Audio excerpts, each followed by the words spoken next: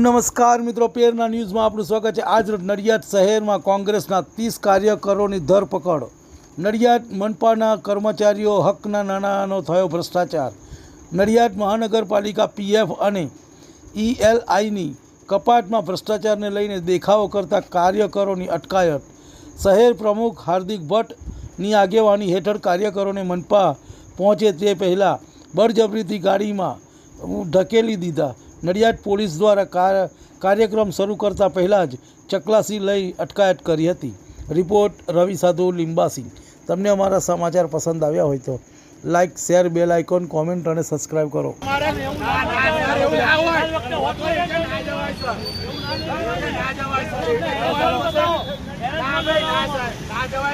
પણ સાહેબ અમારો ગુના શું? અમે તો કોકના માટે જઈએ છીએ। અરે સાહેબ એની કાયદા વિરુદ્ધ નહીં। અરે આ બધા લોકો ભાજપ અને સાહેબ એવું ના હોય, એવું ના હોય, એવું ના હોય, એવું તો ના હોય સાહેબ। એમનું મેંટાણું એ લોકોએ લઈ લીધું છે, એમના પૈસા એ લોકોએ લઈ લીધા છે।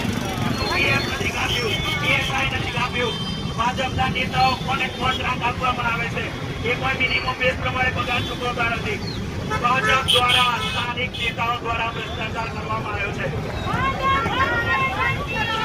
पुलिस को आगे करती है, भाजप हमसे डरती है।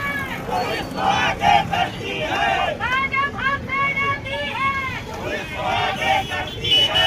भ्रष्टाचार, भ्रष्टाचार बंद करो, बंद करो।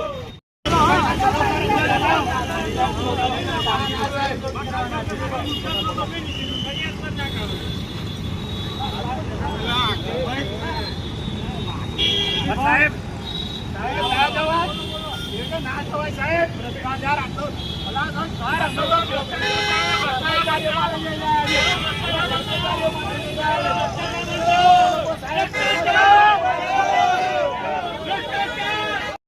તમારું કામ પત્યું।